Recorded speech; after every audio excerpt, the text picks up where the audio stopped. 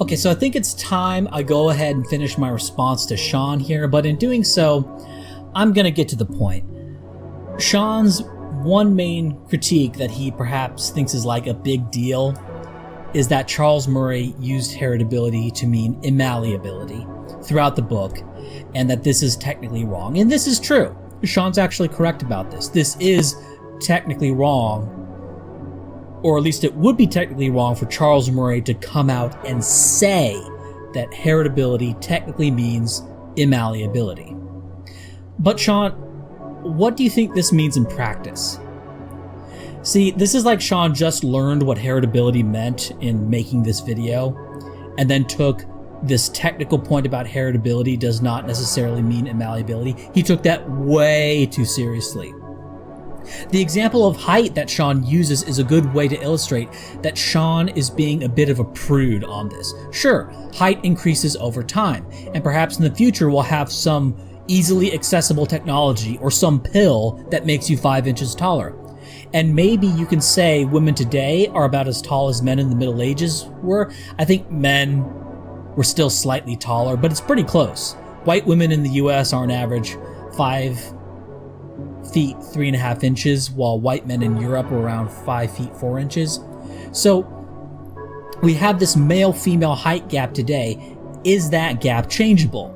Well, we know it's very heritable, but does that mean genetic? Practically speaking, for the male-female height gap today, heritability means genetic, means immutable.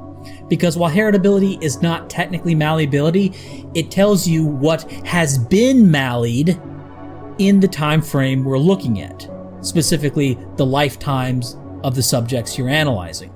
Sure, potential environmental variables could cause all sorts of changes. Put a bullet in someone's head and you'll see a radical change in their IQ. Does this mean IQ is highly malleable? I guess if you want to look at it that way, but that's a really stupid way to look at it. When you take the heights of people in the past, we say we can't know if the male-female height gap is caused by genetic differences because look at how much height increased over the centuries. And also, here's some people who are starving in North Korea, so they're shorter than the South Koreans. That's a similar kind of pedantic so what statement as noting that getting killed lowers your IQ to 0. So there's a height gap between North Korea. That's caused by nutrition. Okay, does this mean the male-female height gap in the US is caused by differences in nutrition? No, that's stupid. We're not talking about North versus South Korea or the rise in height over time. We're talking about the cause of gaps today. And Shaun is making the same kind of silly argument on the rise in raw test scores over time. We're not talking about the rise in nominal IQ over time. We're talking about extant gaps within a predefined range of environments, namely the environmental variance within the US. And let's be clear, this is all about racial groups, especially blacks and whites in the US. That's why this is contentious. Even if we were talking about Hispanics, I don't think this would be so radically controversial because Hispanics haven't been sacralized and mythologized in the way blacks in the US have. And certainly there's no controversy in saying East Asians score higher than European Americans. It's really all about African Americans.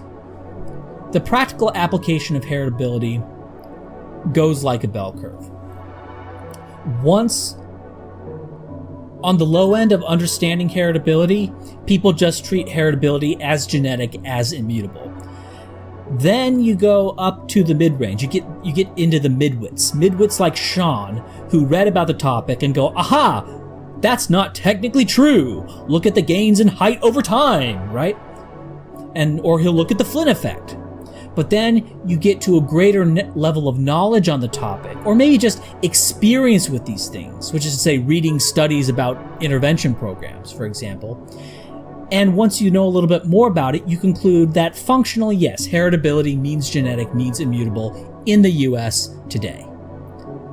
That is, the really smart people and the really dumb people recognize the truth of that. And when this isn't the case, we know it isn't. Like with immigrant groups, and guess what? Those gaps go away in a single generation. Immigrant groups come to the US, they have a high heritability within group, but that doesn't mean it's immutable, right? And then their IQs go up in the next generation. All right, that's an exception, but we know when it happens. Okay. So when this is not the case, it's usually pretty obvious. Or like blacks in the continent of Africa. Say the median IQ of the continent of Africa is 70. Okay, I don't think that's all genetic. I think if we took those people, raised them in Western US environments, their median IQ would be 81. Even if the heritability of IQ within Africa was 100%, I would still think that if you plucked them out of sub-Saharan Africa and plopped them in the United States, their median IQ wouldn't be, say, 70, it would be 81. And that's the real world Murray is operating in when he talks about racial gaps, or in whatever it is IQ tests measure, a kind of intelligence. And when talking about group differences in particular, that's when the conflation of heritability and immutability is more appropriate. Because sure, environments can improve and that can raise this thing we call intelligence, but presumably everyone would benefit from those environmental improvements. And so group differences are going to be more immutable than the absolute level of the population average. And that is precisely what we have seen.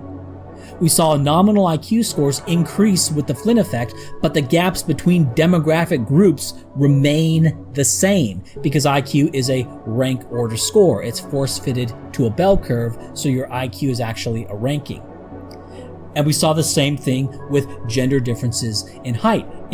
Nutrition improved, the heights of everyone went up, but the gender gaps remained the same.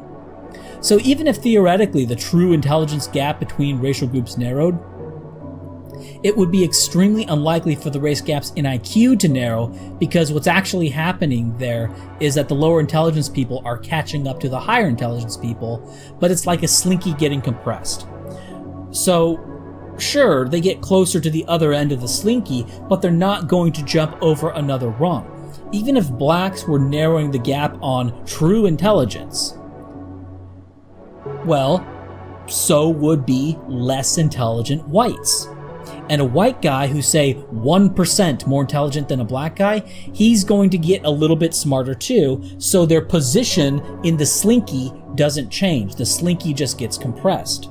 Now, if it gets compressed enough, then what happens is IQ scores, or really G, they become less meaningful, and people with an IQ of 80 are a lot more similar cognitively to people with an IQ of 120 than they were in the past. The IQ differences become less meaningful, but the rank order doesn't change and the IQ gaps aren't going to go away. But there's not even any evidence that this is even happening anyway. In fact, there's evidence to the contrary, but that's a topic for another time. With immigrant groups, that's the exception to this that proves the rule. Yes, they enter the US usually at a lower IQ than they'll end up, but most immigrants come from places with worse nutrition. Immigrants are an example of groups that have their IQs depressed from environment. Uncontroversially, hereditarians recognize this, and so take into account the genetic intelligence of immigrant groups, not their here and now expressed intelligence, because we know the next generation is going to rise up to their genetic intelligence potential if they behave like past immigrant groups. So heritability usually means immutability means genetic, and in the United States, for non-immigrant groups, this is generally true. And when it's not true, it's obvious that it's not true. So Shauns' needling of this concept is a bunch of bluster about nothing. African IQ and Shaun lacking perspective. Now, Shaun spends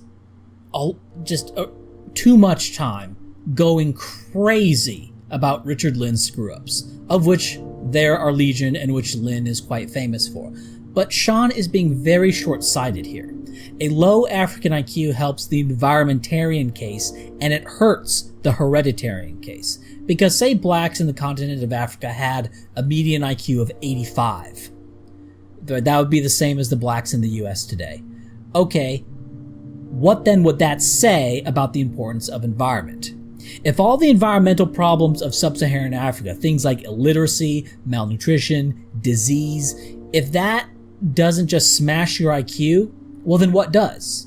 You would have to imagine that things like iodine deficiency have virtually no effect, but what stereotype threat does? Compared to the environmental problems faced by sub-Saharan Africans, the black-white environmental differences in the US are trivial, with several environmental variables being in blacks' favor, such as stress levels, educational resources, and some aspects of nutrition. On the whole, blacks in the US probably do have worse environmental variables relevant to IQ, but they're going to add up to like 1 or 2 points. And in the real world, those 1 or 2 points are irrelevant because they're hollow for G. It's one or two education related points. Not really education related, but it's 1 or 2 environmental points. Not real G-loaded intelligence. They're not actually being made less intelligent, less truly intelligent by their environment, right? Intelligence of which IQ is an imperfect proxy of. Moreover, the blacks who face any significant environmental deprivation, they're already on the low end of IQ anyway. Taking a black person and raising his IQ from 75 to 80 is not going to matter in terms of real-world outcomes. You can do that a bunch and say, oh look, we narrowed the black-white IQ gap, but who cares? You just made a bunch of lower scoring people slightly less lower scoring. Yes, lower IQ blacks do have worse life outcomes than do higher IQ blacks, but intensively intervening and educating a black person so he gets good at taking tests and gains 5 IQ test points, you're not actually making him more intelligent, and you're not going to meaningfully improve his life outcomes. You're just going to associate the same life outcomes to a higher IQ. Now, Shaun trots out Lewanted's garden, and yeah, nothing in that is technically false, but it's dishonest to present it in just this way. Here's a garden I came up with. Within each plot, all the plants are genetically identical, but there's variance in soil. So within each plot, the heritability is 0, the environmentality is 100%. But between the 2 plots, since the soil distribution within each plot is identical, the difference between the groups is 100% heritable, meaning it's a 100% a function of genetic variance. So the within group heritability is 0, but the between group heritability is 100%. So yeah, within group heritability does not mean the same as between group heritability. Between group heritability could be larger than the within group heritability. And in fact, there's a good reason to suspect this might usually be the case, because within group heritability is the sum of all individual variance, while the between group heritability is comparing aggregates. Within a population, you have some people who say were abused as children, and they are developmentally crippled as a result. Okay, that will lead to a lower general heritability within the group. But when comparing 2 groups, the fact that both groups have some child abuse is irrelevant if they're facing child abuse at the same rate. Again, some people have worse soil, some people have better soil, but if their variation in soil occurs at the same rate, then that's going to be canceled out when comparing 2 groups. Only differences in levels of child abuse between the groups could reduce the heritability between the groups or any other environmental variable. What this means is that the range of environmental variance gets canceled out when comparing between groups, and so if anything, we should expect the between group heritability to be larger than the within group heritability. So say the heritability of IQ was only 60% generally, which means 40% of the variance being due to poor environments, and say the black-white IQ gap was 15. But the fact that some white people also had bad environments is going to dampen the environmental proportion of the between group variance, resulting in the between group heritability being higher than the within group heritability. So yes, between group heritability is not necessarily the same as within group heritability, but that goes both ways. Between group heritability could be higher than the within group heritability. Broad and narrow heritability and genetic determinism. What's funny about Shaun's video is he brings up the heritability of environment, and by his tonal inflection, he thinks it's some sort of mic drop. Shaun, the heritability environment doesn't eat into heritability. It eats into environmentality, you frumpus. What it means is that your genes create your environment. Okay? The heritability of environment means that your genes create environment. For example, your parents. First off, you share straight up 50% absolute genetic similarity with your parents from kinship. But their phenotypic similarity is going to be greater than even that implies, because through assortative mating, similar people get together. It's not random. So even if the genetic similarity you have with your parents is 50% versus 0% with a random stranger, your similarity in genetic behavioral tendencies is going to be something like 70%. So say parents have some impact on IQ. Okay, who are your parents? Or let's say your peer group influenced your personality. Well, you tend to seek out peers who are similar in behavior to you. And while the increased quantitative genetic similarity of your friends is trivial, you're seeking out people who behave like you, and your behavior up to that point, when you first met your friends, are a function of your genes and family environment. Family environment itself being a product largely of your genes. So the heritability of diet is around 0.3. The heritability of engaging in exercise is around 0.4. But let's tug on that thread a little further. Say the heritability of engaging in exercise is, as we said, 0.4. Okay, that means 60% of the variance in you choosing to exercise is a function of environmental variance. Oh, but wait a minute, environmental variance, what's that? Is that environmental variance which impacts your decision to exercise? How much of that is influenced by your peer group? Or how much of that so-called environmental variance in your decision to exercise is a function of your parents? So there's the heritability of environment, but its inception again because the environment proportion of your behavior choices are themselves a result of things like family and peer group. Influenced by TV? Are you influenced by TV? Is that an environmental effect? Why do you watch TV? I bet if your family never watched TV, you'd watch a lot less. Oh, but that's a family effect. That's environmental. Who's your family? This is what is known as broad sense heritability, or a term I like to use that I think is better is the genetic mesh. That these things that at first glance appear like an environmental effect acting on your genome, sort of you have your genome, you have environments, and they just neatly influence your genome. These are actually roundabout expressions of your own genetics. And when you see this, right, when you see the genetic mesh, suddenly you've discovered genetic determinism. Environment ain't all it's cracked up to be, but it's all just down to how you define environment.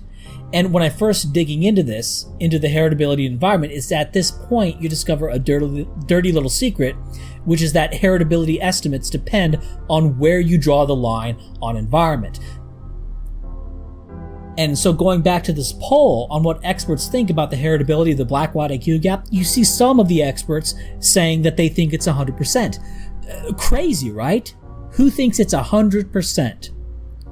Well, what do you mean by heritability? You can get whatever numbers you want depending on how far out you define heredity. Womb environment? Some people had bad womb. Okay, why is your mom smoking? Why didn't your mom breastfeed? However, when we say heritability using things like twin studies, we're using what is called narrow sense heritability. We're treating all these family and peer effects as an independent environmental effect, right? We're not going down the rabbit hole of the genetic mesh.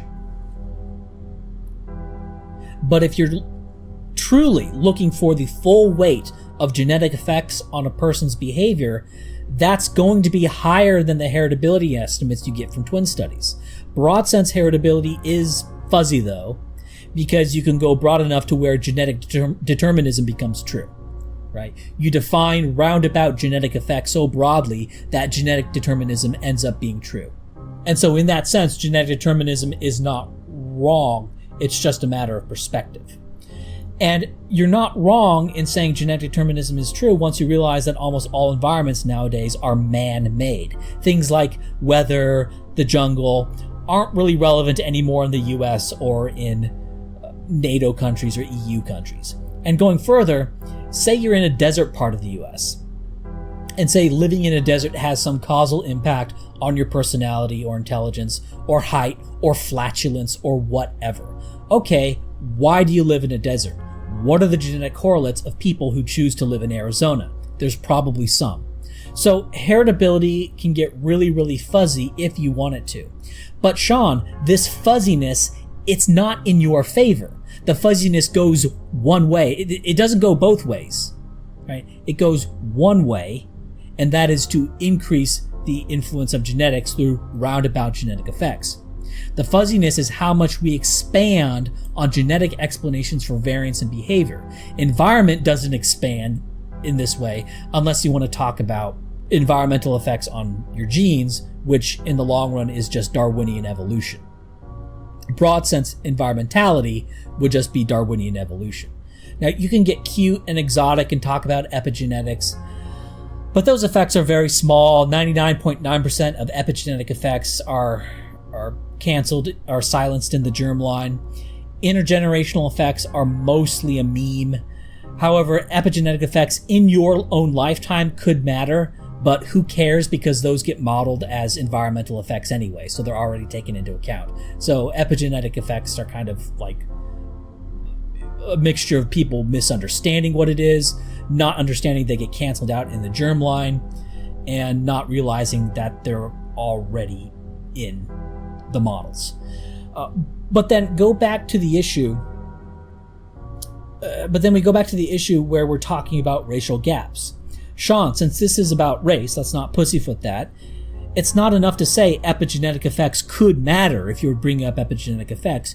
You have to show that it does. Sure, small doses of cyanide over one's lifetime could matter. And racial variance in cyanide or lead could theoretically cause some difference in IQ, but it's an empirical question whether or not it actually does.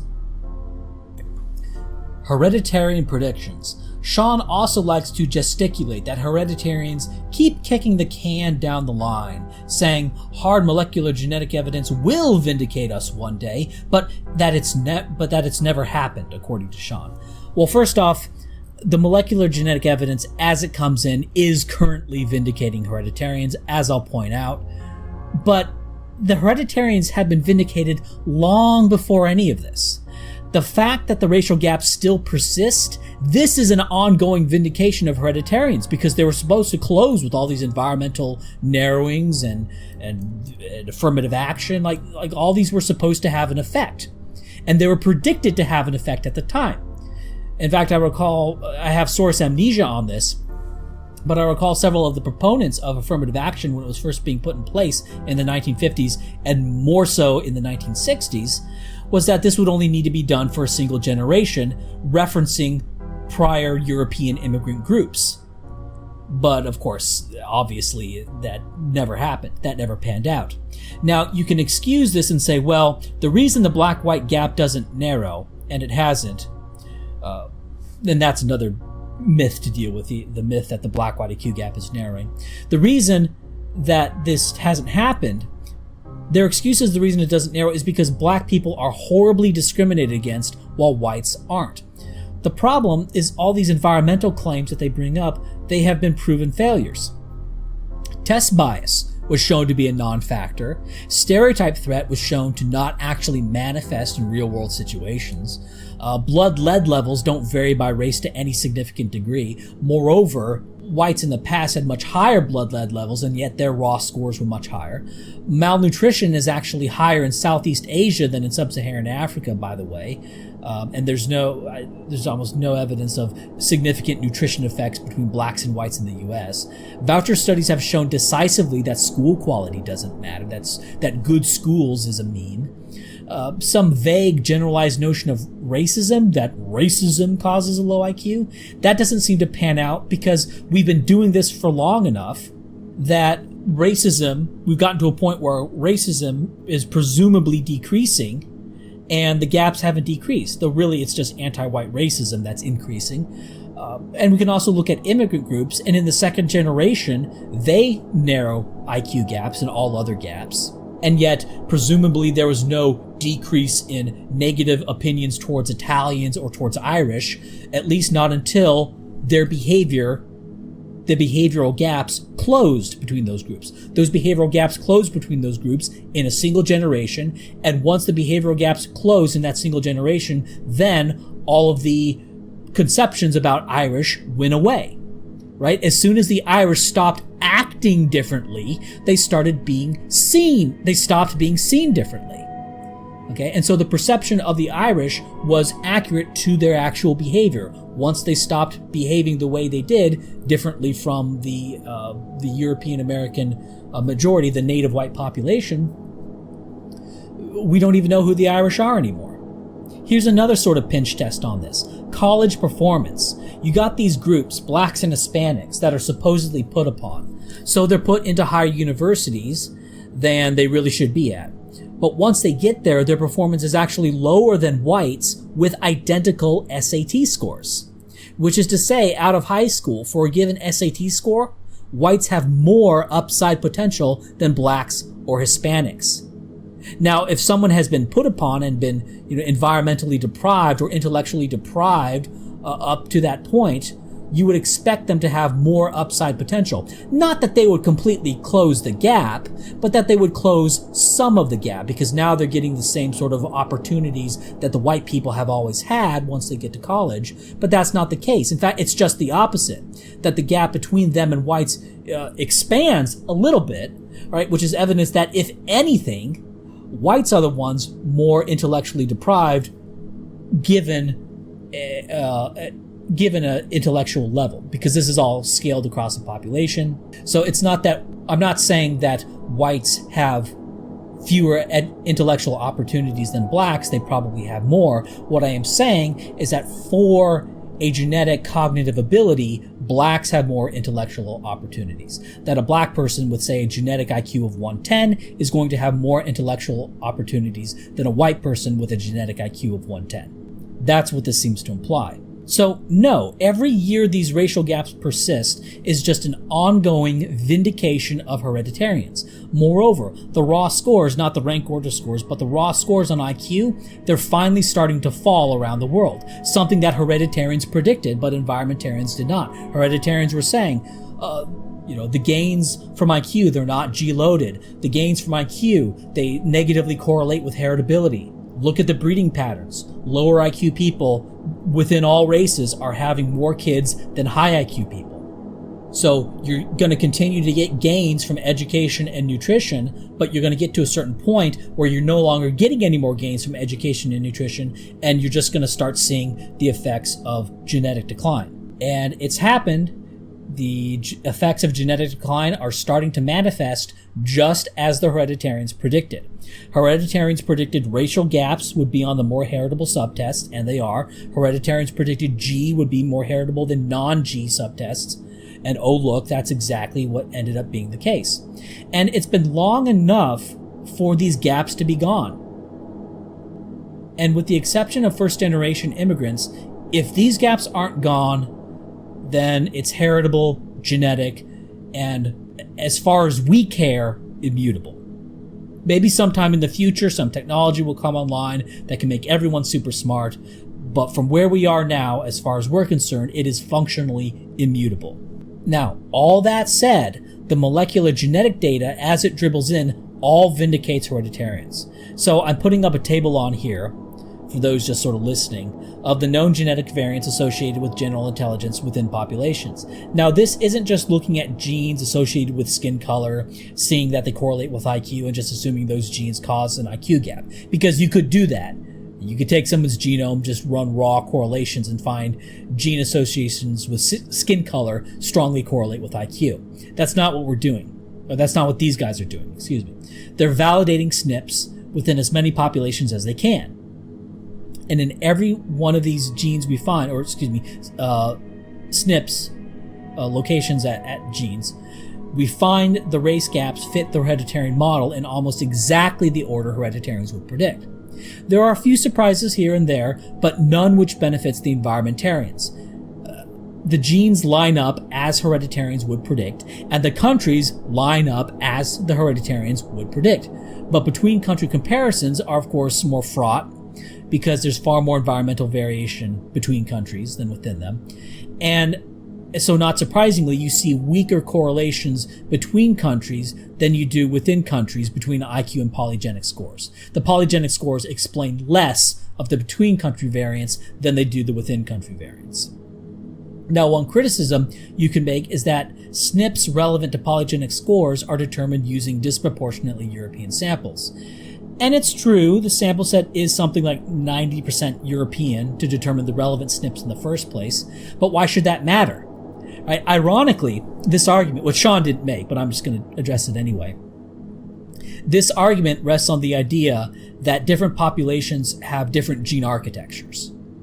So, in fact, so much so that the same allele can have a different effect in an African population than it does in a European population. Okay, but wait a minute. What happened to race doesn't real? What happened to just a social construct, right? Now, I think this is all kind of, because this is just a made-up counter. This is just a made-up opposition. I don't think this is actually the case. I don't think races actually differ enough to where the fundamental gene architecture is different, as seen by the fact that mixed race populations have IQs that are the same as their parents. There's no hybrid vigor, and there's also no outbreeding depression. Humans are in reality similar enough that genetic effects are additive and epistatic effects can just be ignored, at least in the big picture. Now, these are all done using a small number of genes.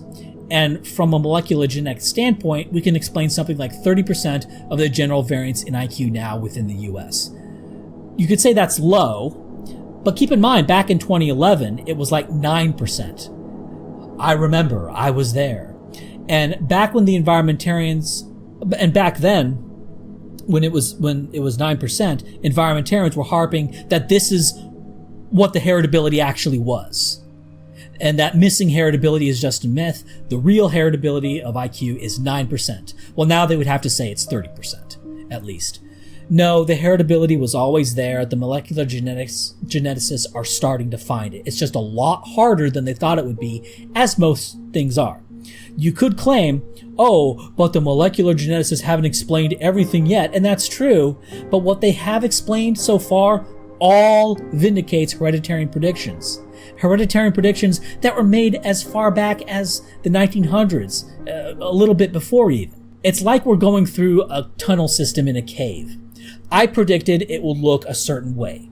You predicted it will look another way. Now, we're going through the cave. We're 30% of the way through the cave. My predictions thus far have been 90% correct. There were a few surprises, but not many. And your predictions for how the cave is going to look have been 0% correct. And your response to me is that, well, we haven't gone through the whole of the cave yet. There's still 70% to go. I could still be right in the end. Okay, but probably not. At this point, if you know any of this molecular genetic stuff that's coming in, and you're still promoting institutional racism, right, which you euphemistically call affirmative action, and all the related things like that, then you're just a racist. That's what it comes down to. You're just a racist. And fundamentally, that's what this is all about. It's about institutional racism directed against European Americans. Because you have life outcome differences between groups. You got all these gaps, right? All these gaps in income, gaps in wealth and health, basically. And this is said to be white people's fault, so institutions discriminate against white people to make up for supposed past discrimination. And that's another chestnut in and of itself, the mythologization of segregation and just the hysterical exaggerations of how blacks were kept out and kept away from opportunities and all these myths, right? When in reality, the relative incomes between the races haven't budged hardly at all since the end of segregation. Once you control for the black migration north, right? Blacks today are relatively richer compared to whites today. That is true. There has been a narrowing of the income gap, but that goes away entirely once you control for the fact that blacks left the South. Right? Basically, within each region, the racial disparities in income have been roughly the same. And looking at the molecular genetic data, if you want to say these correlations don't mean anything because the rubric is incomplete, well then what? You're saying that all these countries and populations just lined up with the hereditary predictions by random chance? You think that the whole of the data would show that all these countries and all these populations would be the same in terms of polygenic score, but that the slice that we have access to just so happens to completely slam dunk vindicate the hereditarians?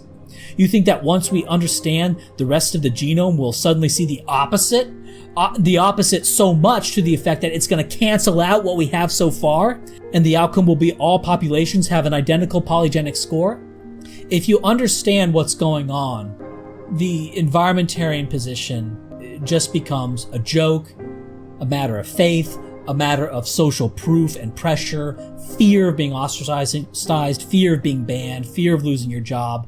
That's what it becomes revealed to be, because the evidence is so overwhelmingly on the side of the hereditarians that the idea that evolution stopped at the neck, which is ridiculous in its first instance, right, before even having any evidence one way or another regarding race differences and abilities, the idea that they're all going to be the same, that's a moral idea that sort of got transmuted into a claim about physical reality. If you want to say all people are of identical moral worth, well, first off, I would argue about that because, does raping and murdering, does that increase or decrease your moral worth? But we won't go down that rabbit hole. If you want to say all people are of the same moral worth, fine, that's like your opinion, that's sort of a moral idea. But somewhere along the line, this moral notion of equality of a person or some notion of human dignity got transmuted into a claim about physical reality. And I think that's the root of all this environmentarian nonsense. Okay, so I'll end on this. Shaun also denies the existence of biological races in humans, and he appeals to some mythological consensus on this. First off, in weird countries of what is thought of as the West, physical and biological anthropologists are 2-to-1 in denial of biological race according to surveys.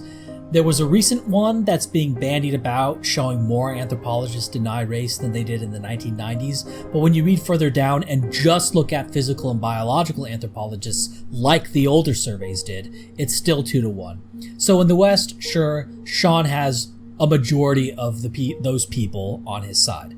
As for biologists, unfortunately, there are no recent surveys of biologists that I know of. However, surveys from the 1980s have always had biologists being slightly more likely to recognize biological race in humans than did physical anthropologists. And given no trend for physical and biological anthropologists, biologists are also probably at about 2-to-1 in denial of race in the West, perhaps a little bit less. It's probably a little bit closer than for physical and biological anthropologists because it was in the past, and there's no reason to assume that trend hasn't held to today.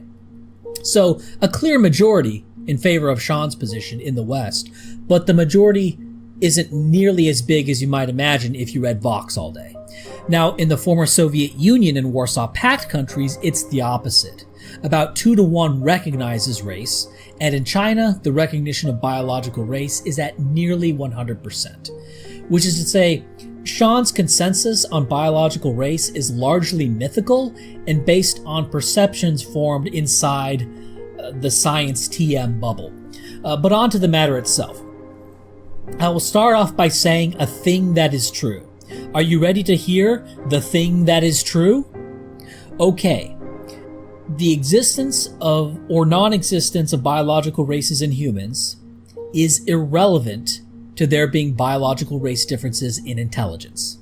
The reason being that you can have two groups of people divided in any which way.